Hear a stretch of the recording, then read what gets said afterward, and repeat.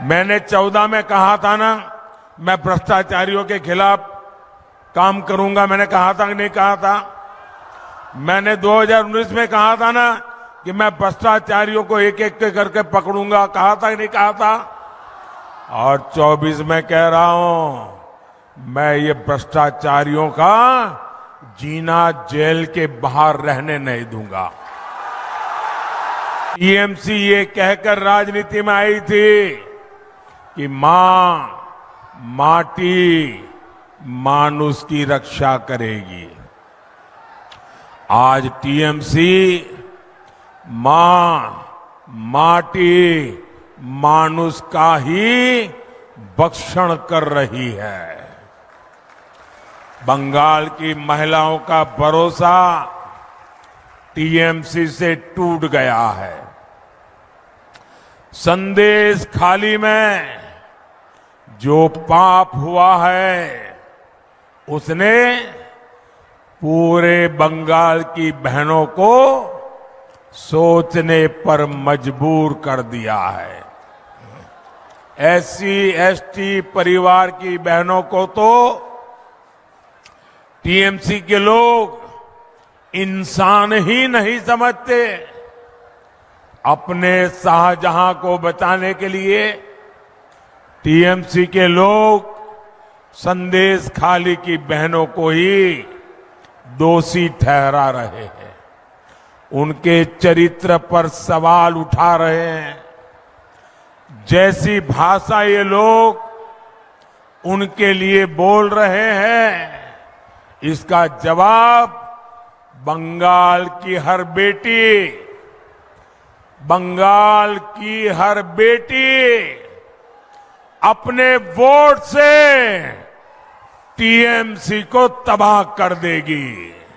साथियों, तोलाबाजी करना, चोरी करना टीएमसी का ये विचारधारा बन चुकी है। आचार विचार एक ही बन चुका है।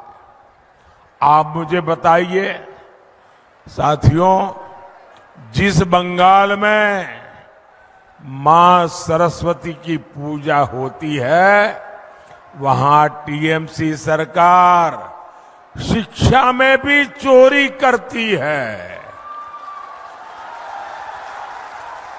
शिक्षकों की भर्ती में हजारों नौजवानों का भविष्य इन्होंने बर्बाद कर दिया और इन सभी नौजवानों को कर्ज में डुबो दिया, क्योंकि नौकरी के लिए उन्हें कर्ज कह करके ये टीएमसी वालों को पैसा देना पड़ा।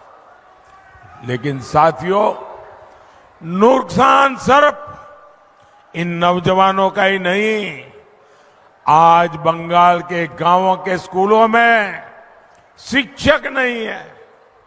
टीएमसी ने उन बच्चों का भविष्य भी चोरी कर लिया है। भाई और बहनों, टीएमसी हो या कांग्रेस हो, ये एक ही थैली के चट्टे बट्टे हैं।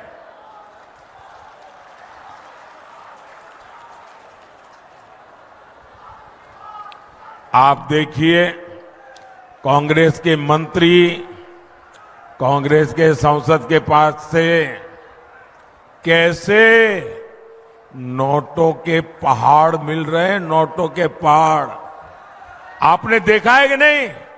टीवी पर नोटों के पहाड़ देखे हैं ना?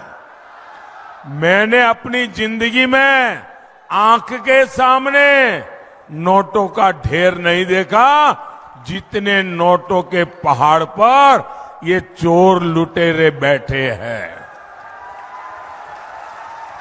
यहां टीएमसी के नेताओं और मंत्रियों के पास से भी नोटों के पहाड़ निकलते हैं। ये भ्रष्टाचार करते रंगे हाथ पकड़े जा रहे हैं और गाली मोदी को देते हैं। मुझे बताइए भाई, क्या मैंने देशवासियों से कभी कुछ छिपाया है क्या?